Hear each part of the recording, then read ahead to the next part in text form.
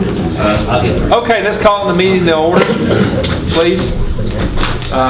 The first part of our meeting today, first let me make a point that Magistrate Hutchins is not here today.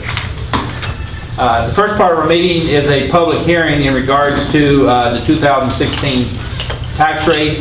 This advertisement was mixed up in the paper and got us a little bit behind the 8 ball, but we were able to get it back on track. Fiscal Court is proposing a tax rate to stay the same, no increase on the real estate tax at 14.3 cents.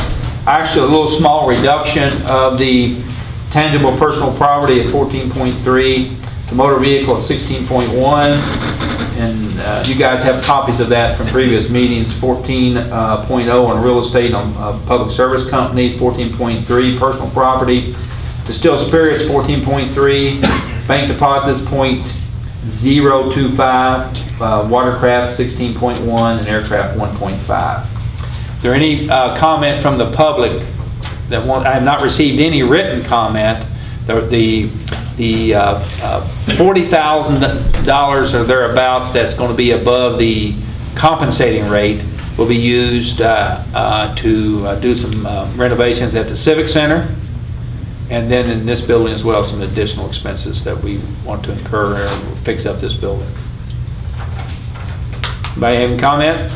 Magistrates, I did not receive any written. Matthew didn't receive any written comments, and we will close the public hearing section of this meeting, then go to our regular agenda items and talk about the first reading of the proposed tax rates that I just presented to you guys. Entertain a motion to approve on first reading, advertised for second. Thank you, Jeff. That's for second by Bernard Ice. In further discussion, all approved say aye. Aye. Disapprove? The motion will carry. Thank you all. Next on the agenda is an easement for the Talbot Inn. In case those that do not know what the Talbot Inn is the new inn right behind this building, on the south side of this building. In doing so, I have the owner, John Kelly, with us today, one of the owners, Jimbo. He's actually gone the extra mile in that building, kind of watched it come together, and he's actually put an elevator in that building. And then, of course, with the elevator, you want to make sure they can get in the building. So it requires a ramp on the front side of the building. And I gave you guys a picture or scale of what they're proposing doing. We're probably going to try to shorten that down just a little bit when people come around that corner, John. I think Bill, your contractor, is going to shorten it just a foot or two for safety reasons. 8%, that's what they've drawn it, but I think if we work a little bit or whatever, we'll put it. We'll work, if you want to designate the judge, work with us on approving the length or whatever. We'll make it as short as we can without making it too steep. Yeah, and when your handrail will be black wrought iron, something to match stuff. Something very nice and tasteful to match. Whatever, yeah, I guess we'll have to have that approved by the historical reviews board, and that's another issue that we haven't got to yet, so. But what this is going to require is somebody to actually draw up an easement, I guess. Would it be a descriptive easement? Descriptive easement? Do you already have one, John? Do you know what the dimensions? I guess you don't, because they're not set. Well, since we forgot, I guess, yeah, right. Once we forgot the final dimensions, and it may, almost on here with, we may try to open up without it at first, but we want to get it all situated before so we know where it's going to be, so we know how to do everything else. Yes, you would need a written easement. A written easement, that way it's covered for the next generation. Don't mean the next court can't undo it though, John. I hate to bring up sore subjects such as that. But we looked, and that's the only place, going from, as you look at that, because that's the main entrance door, it's the only door that the elevator's at. You can't go to the right because it runs into the other entrance. So as you face this, we go to the left, and I agree with the judge, when you come around that corner there, the way it's drawn, you run right into the ramp and rail, so we want to make it good for everybody too. See, we own to the edge of the building, right? So they have. Yeah. I've actually got kind of an odd need to the courthouse and drawing of that when it was originally laid out. It's pretty cool. Yeah, it's an odd thing. Yeah, 3 sides of our property is the building. Yeah. The radio station side is, I think we might have this much land. I don't know, just enough for little sidewalks. At this time, entertain a motion to approve an easement and allow the judge to sign off on all documents related to this easement. Motion by Bernard Ice, second by Keith Metcalf. All approved, say aye. Aye. Disapprove? Motion will carry. Very nice looking, John. I went over and looked at it at the court last Tuesday. Thank you. It looks really good. If anybody else wants to look at it, I'll be glad to show. I didn't ask nobody, I just kind of went through it. Well, that's fine, you got permission. I'll make a complaint, he didn't have his hard hat on. But he probably didn't need hard hat one. on. He didn't need one. I had my hard hat on, didn't need a hat. Okay, let's get back on track. Thank you, John. Dispatching update, I just want to bring the court up to date on where we are, make sure everybody's up to date with what we're doing.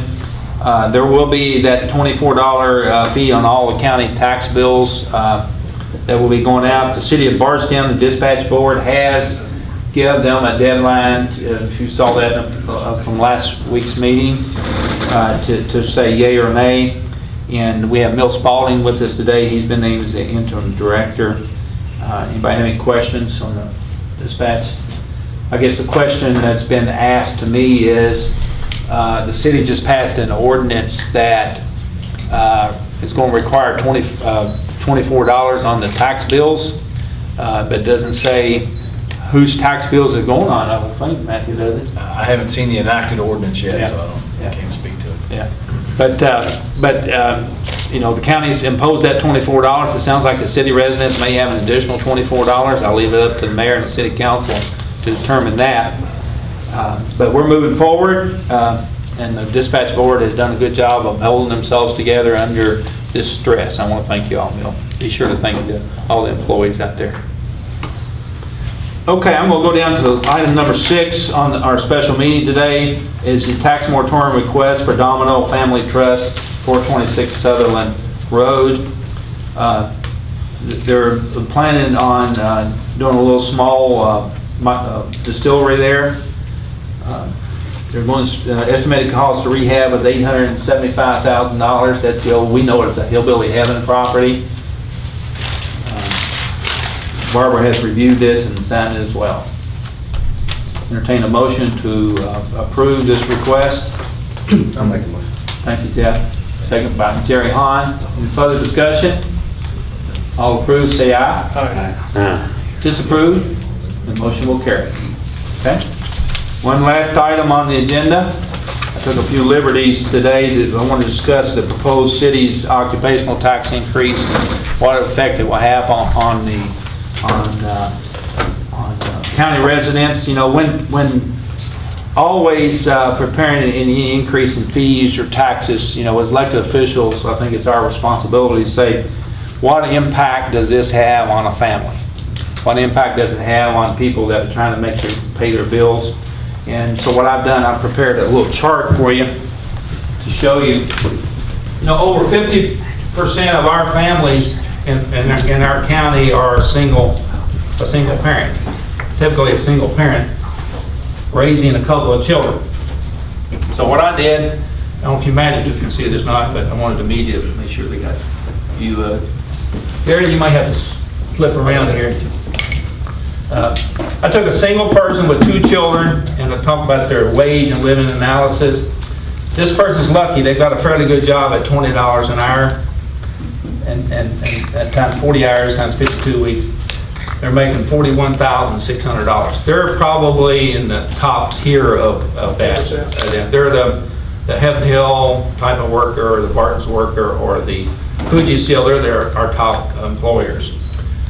The time they pay their federal, state, county, city, FICA, they're going to take home $29,399.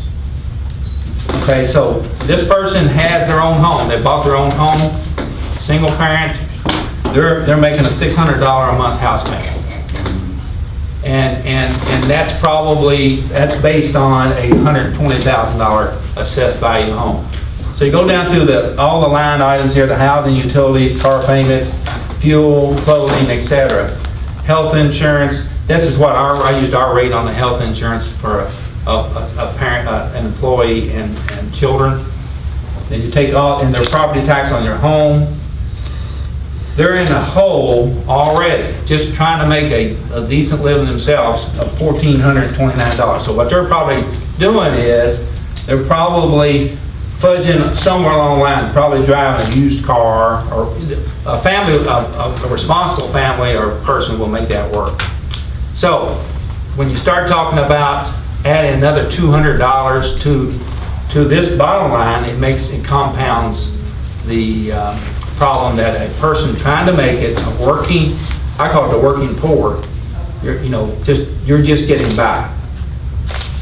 So I think it's important for us as elected officials, politicians, and I'm asking the city to reconsider their occupational tax increase and start talking about how can we cut expenses versus adding another burden to the working families.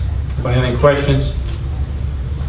I think it's important for us to do that. I do this when we got married, Katie and I got married, I sat down because she didn't like it too much, but I was making the notes about all our payments, what our income was, and then what you didn't put your gross income, you put your take-home pay.